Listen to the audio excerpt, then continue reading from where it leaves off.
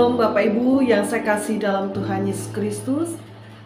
Hari ini Senin tanggal 18 November 2024, kita kembali diperhadapkan kepada firman Tuhan yang disampaikan melalui video renungan Majelis Resort Majelis Jemaat GKI Sampit.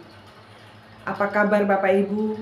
Semoga kita semua dalam keadaan baik, sehat, dan terus memiliki semangat untuk menjalani kehidupan bersama dengan Tuhan.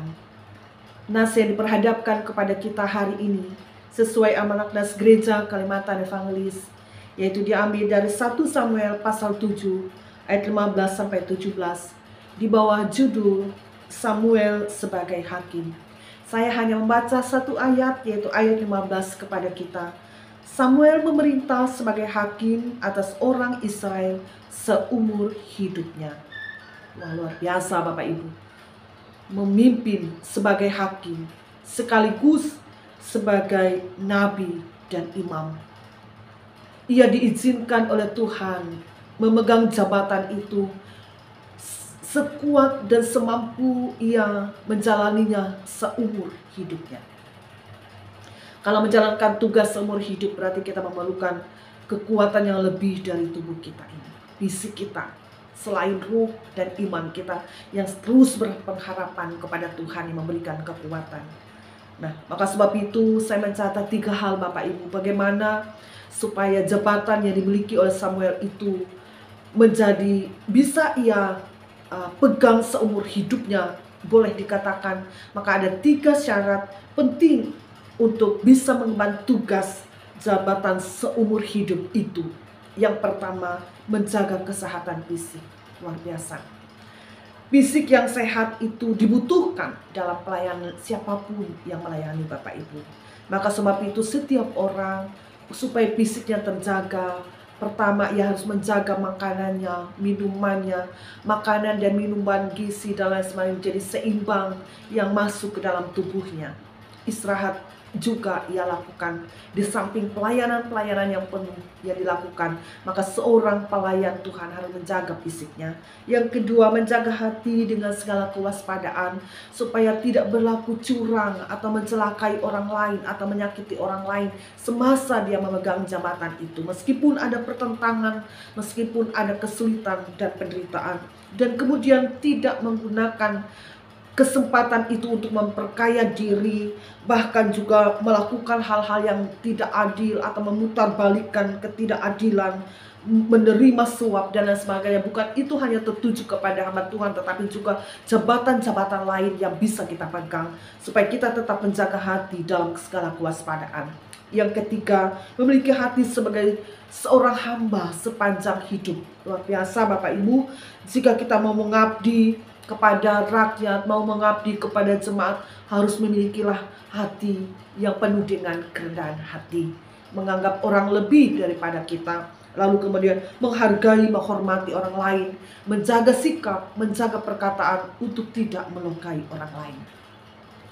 Nah Bapak Ibu saudara-saudaraku, kitab suci yang kita baca menuliskan tentang tugas seorang raja, tugas seorang nabi, tugas seorang imam, tugas seorang hakim. Apapun jabatan yang kita pegang, yang tentunya menjadi bagian kepercayaan yang kita, yang diberikan kepada kita, maka Alkitab menuliskan kepada kita bahwa melalui itu, bahwa seumur hidup pula, supaya kita dituntun dalam sebuah kepercayaan jabatan itu tadi seumur hidup atau menjadi langgeng jabatan yang kita pegang itu. Maka pesan dari firman Tuhan ini Bapak Ibu saudara-saudaraku, hendaklah kita membaca seumur hidup kita, dikatakan terus menerus salinan hukum. Itu yang dalam konteks nas ini, salinan hukum tentang tugas hakim, tugas seorang raja, itu harus ada, terus berada di samping mereka. Dan itu akan terus mereka baca, yang artinya peraturan, undang-undang selalu ada di samping seorang pemimpin. Pemimpin supaya langgeng kepemimpinan itu, karena ia memimpin berdasarkan peraturan, berdasarkan hukum, berdasarkan undang-undang. Demikian juga seorang hamba Tuhan, seorang pemimpin dan seorang hamba Tuhan, bahkan seorang orang-orang percaya Dari situ artinya kita belajar Bapak Ibu bahwa kita berada di posisi sebagai orang yang dipercayakan atau seorang Kristen yang percaya kepada Tuhan. Hendaklah salinan kitab suci atau firman Tuhan itu selalu berada di dekat kita. Selalu tertulis di dalam hati kita ini Bapak Ibu. Sehingga kita mampu melaksanakan tugas kita dengan baik, seturut sesuai dengan kehendak Tuhan. Bahkan dari situ kita belajar takut akan Tuhan.